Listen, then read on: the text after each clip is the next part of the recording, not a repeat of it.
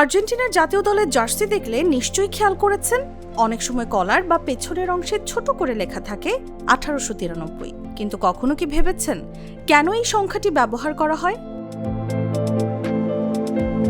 অনেকেই মনে করেন এটি হয়তো কোনো বিশ্বকাপ জয়ের স্মারক বা বিশেষ কোনো টুর্নামেন্টের বছর, কিন্তু আসল কারণটি আরও ঐতিহাসিক এবং গর্বের।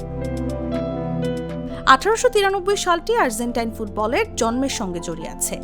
এই বছরে প্রতিষ্ঠিত হয়েছিল বর্তমান আর্জেন্টিনা ফুটবল অ্যাসোসিয়েশনের পূর্বসূরি সংগঠন। ব্রিটিশ ব্যবসায়ী, রেলওয়ে কর্মী এবং অভিবাসীদের মাধ্যমে 19 শতকের শেষ দিকে আর্জেন্টিনায় ফুটবলের প্রসার শুরু হয়। সেই খেলাকে সংগঠিতভাবে পরিচালনা করার জন্য আলেকজান্ডার ওয়াটসন হাটনের উদ্যোগে গড়ে ওঠে আর্জেন্টাইন অ্যাসোসিয়েশন ফুটবল লীগ, যা পরে এএফএ-তে রূপ নেয়। তাই জার্সিতে লেখা 1893 কোনো সাধারণ সংখ্যা নয়, এটি আর্জেন্টিনার ফুটবল ঐতিহ্যের সূচনা বর্ষ। আধুনিক ফুটবলের জার্সি শুধু খেলার পোশাক নয়, এটি একটি দেশের ইতিহাস, সংস্কৃতি এবং পরিচয়ের প্রতীক। আর্জেন্টিনা যখন তাদের জার্সিতে 1893 যুক্ত করে, তখন তারা মূলত নিজেদের ফুটবল শিকড়ের প্রতি শ্রদ্ধা জানায়। বিশ্বকাপ জয়ী এই দেশটি ফুটবল বিশ্বকে উপহার দিয়েছে অসংখ্য কিংবদন্তি, ডিয়েগো ম্যারাডোনা থেকে লিওনেল মেসি।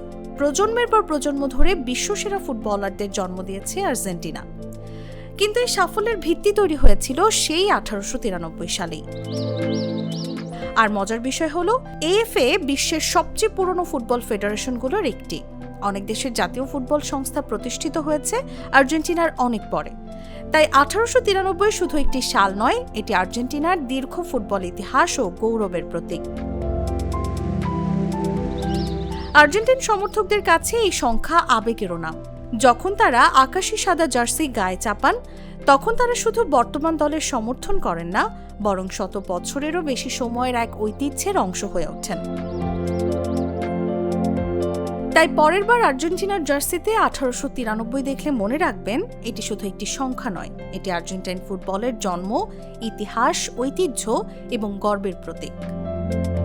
নিউজ ডেস্ক, জাগো নিউজ।